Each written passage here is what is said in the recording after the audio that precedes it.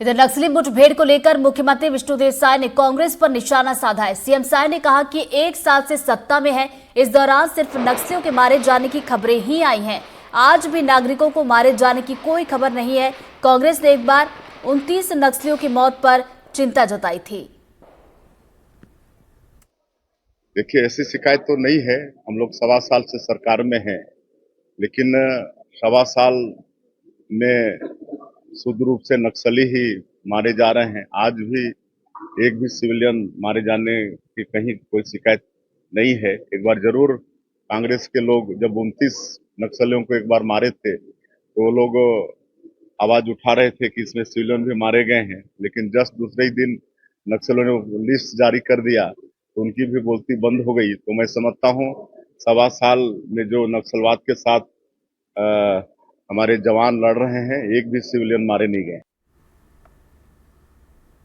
इधर अशोकनगर में गुरुवार को जिला अस्पताल के एसएसयू वार्ड में ऑक्सीजन पाइप ब्लास्ट हो गया था। इस घटना से अस्पताल में अफरा तफरी मच गई थी। वार्ड में फंसे मासूमों का रेस्क्यू महिमा स्टीफन नाम की जाबाज नर्स ने किया था।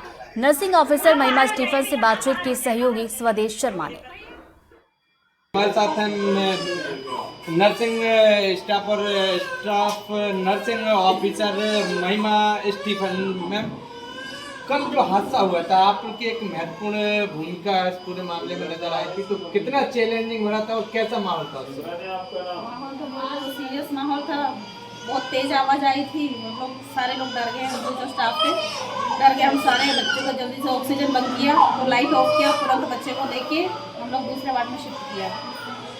तो हम बहुत घबरा है। तो फिर सब लोग अटेंडर लोग भी दौड़ के आए, सब स्टाफ बाकी लोग भी दौड़ के आए। फिर उन लोग को हमने समझाया कि भैया तो डरने की बात नहीं है, आप लोग के बच्चे को हमने सुरक्षित कर दिया है, करके फिर शिफ्ट कर दिया है।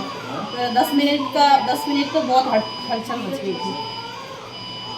तो कितना चैलेंजिंग था यहाँ से बच्चों को ऑक्सीजन सपोर्ट पे थे और उसको ऑक्सीजन सपोर्ट से हटाना एक बहुत बड़ा चैलेंज था। उसके बाद परिजनों का भी एक प्रेशर आया होगा अटेंड पूरी घटना, तो कितना चैलेंजिंग था और कैसे इसको आप कर पाए?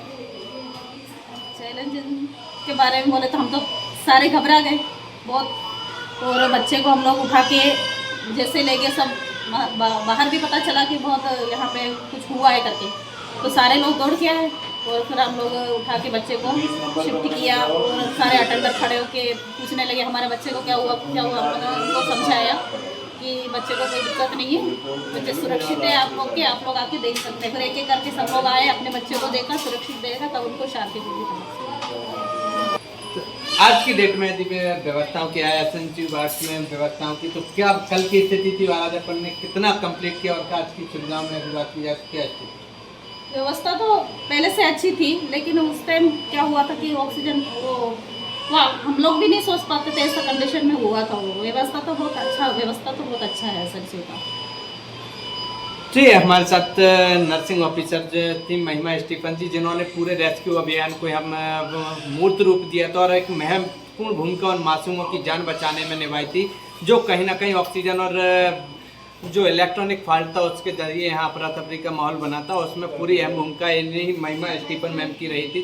तो कह रही है कि एक अजीब सी फीलिंग्स और इतनी खुशी है कि बयां नहीं की जा सकती। तो कहीं ना कहीं कहा जा सकता है कि कभी भी यदि कुछ होता है तो ये नर्सिंग स्टाफ आगे बढ़ के काम करता है और इन्हीं की एक मेहनत थी कि कल किसी भी मासूम की जान को एक थोड़ी सी भी कोई खरोच भी नहीं है और ना कोई जान को खतरा हुआ और सभी मासूम आज पूरी तरह से सुरक्षित हैं। और यदि इस एसएनसी वार्ड की बात की जाए तो आज भी इस एसएनसी वार्ड में पूरी तरह से पुख्ता इंतजाम किए गए हैं। स्वदेश शर्मा, NDTV, अशोकनगर।